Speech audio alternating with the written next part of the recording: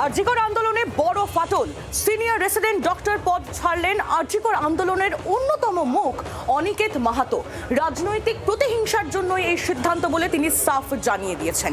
আর অন্যদিকে West Bengal junior doctors front তাকে একটি চিঠিও দিয়েছে। অনিকেতকে দেওয়া সেই চিঠিতে কি লেখা রয়েছে দেখুন।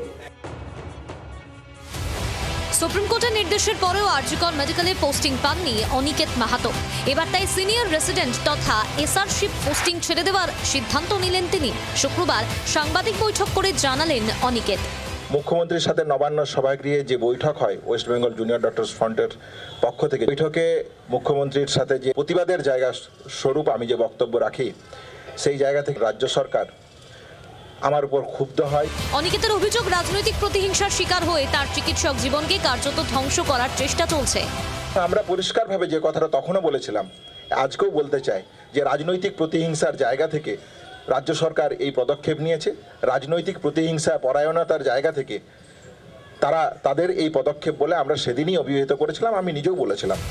তবে সিনিয়র রেসিডেন্ট পোস্ট ছাড়তে 30 লক্ষ টাকার বন্ড জমা দিতে হয়। বিপুল পরিমাণ টাকা জোগাড় করা একার পক্ষে তার সম্ভব নয়, তাই ক্রাউড ফান্ডিং এর আর্জি অনিকেতের। আরজিকর আন্দোলনের অন্যতম মুখ অনিকেত মাহাতো পশ্চিমবঙ্গ জুনিয়র ডক্টরস ফ্রন্টের বোর্ড অফ ট্রাস্টের সভাপতির পদ থেকে ইস্তফা দিয়েছেন। বুধবার বোর্ডকে লেখা চিঠিতে তিনি ইস্তফার কারণও ব্যাখ্যা করেছেন। এদিন পাল্টা অনিকেতকে চিঠি দিয়েছে West Bengal junior doctors front. নির্বাচন সংক্রান্ত অনিকেতের অভিযোগের প্রেক্ষিতে পাল্টা চিঠিতে বলা হয়েছে, প্রতিটি বিষয়ে আপনার সঙ্গে আলোচনা করা হয়েছে।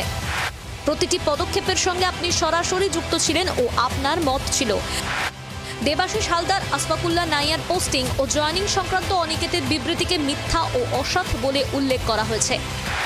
এই বিপ্লবী ডাক্তাররা গ্রামে যেতে চায় না, এই মিথ্যা ন্যারেটিভকে ভাঙার জন্য নেওয়া সম্মিলিত সিদ্ধান্ত তো আপনার অজানা নয়।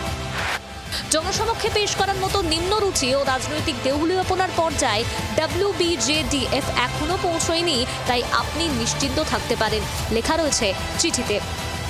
শুধুমাত্র একজন ব্যক্তি তো কোনো আন্দোলনও গড়ে তুলতে পারে না, একজন ব্যক্তি কোনো ট্রাস্ট ফরমেশনও করতে পারে না, বা একজন ব্যক্তি সব কিছু করতে পারে, এটা আমরা বিশ্বাস করি না। ব্যক্তির থেকে কোনো সংগঠন বা অনেকগুলো মানুষ একসঙ্গে অনেক কাজ করতে পারে, এটা আমরা বেশি বিশ্বাস করি। আমরা মনে করি এর পরবর্তী পদক্ষেপে অবশ্যই আইনি পরামর্শ নিয়ে এই ট্রাস্ট কীভাবে নতুন করে ফরমেশন করা যায়, কীভাবে ইনকর্পোরেট করা যায়, সেটা নিয়ে আমরা আলোচনা করব। প্রশ্ন উঠছে, দীর্ঘদিন ধরে চলা জুনিয়র ডক্টর ফ্রন্টের আন্দোলনের তেজ কি কমে গেল? কোন পথে এগোবে আরজিকর নির্যাতিতার ন্যায় বিচারের আন্দোলন, সেটাই এখন দেখার। পিয়ালি মিত্র, অয়ন শর্মার রিপোর্ট, জি 24 ঘন্টা। বাংলার আওয়াজ, বাঙালির আবেগ, জি 24 ঘন্টা।